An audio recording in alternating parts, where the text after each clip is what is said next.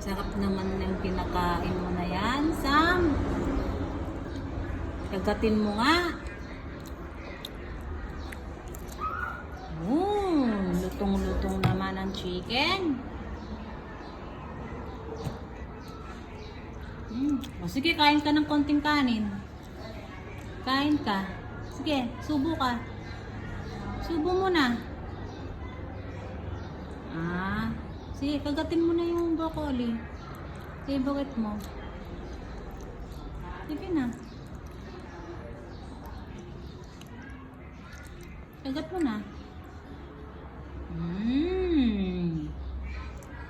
Pikit-pikit. Pikit-pikit. Diyos ko po. Sinubo na yan.